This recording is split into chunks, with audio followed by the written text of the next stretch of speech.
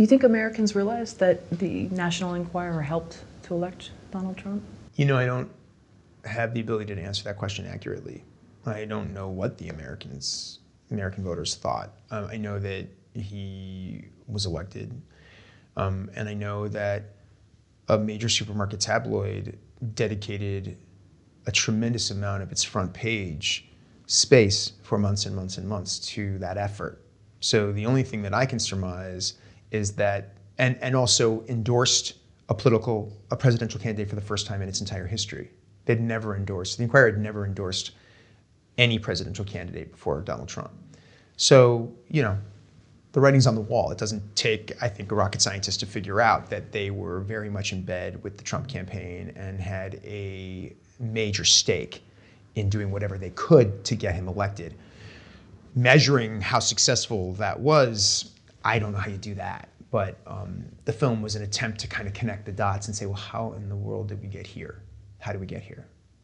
Because we hear so much about Facebook and sort of these people, whether, you know, from whatever country, trying to influence and show different things that'll pull emotional triggers and things like that. And so we're looking to Facebook to sort of point fingers and say, well, that's what happened and that's helped to sway people and their vote. But something that was so innocent, seemingly innocent, which is right there as we're getting our groceries and we may not even purchase it, but we still pick up on those headlines. It's still sort of imprinted. I just wondered, many people, it seems like, hadn't really talked about it, or maybe I just didn't see that until watching your film, the effect that could have had. Well, you know, so there's an incredible media watcher named Brooke Gladstone. She's a public radio reporter, and she has an incredible podcast, a program called On the Media. She also wrote a book called The Influencing Machine, which is one of the greatest books. I feel like it should be required reading in high school for everyone to really understand what the media is in our culture. Because ultimately, this is about media literacy. Like, do you understand when you're standing in the grocery line looking at the National Enquirer that you're looking at a paper that is propaganda? Or do you assume that it's a piece of journalism that's held to the same standards that other papers and outlets are?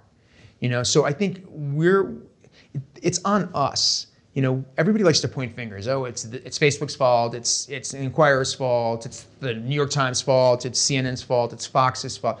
Yeah, I mean, of course, you know, Fox is a propaganda machine. If you don't know that, and you're watching it thinking that it's real news, perhaps you need to sort of educate yourself on what real news is, because it's not real news. It's propaganda. But there's propaganda all over the place. There's biases all over the place. So I think, you know, for us right now, it's on us. It's on every person, every American really, to pay attention to where they're getting their sources from. You know, you watch what you eat, so you might as well watch what you consume in terms of media. Well, I love Democracy Now! And The Intercept, but I don't see it at the checkout counter.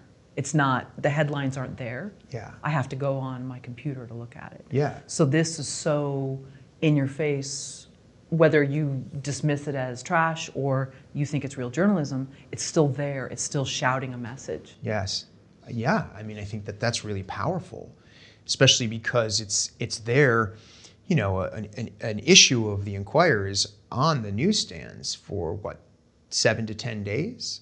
So that's, you know, think about how much money a political campaign would have to spend to create a poster and put it in a place like that for that amount of time. You know, that's a lot, and this is free. Sure. You know, the Trump campaign didn't pay the Enquirer to do this. This is free advertising.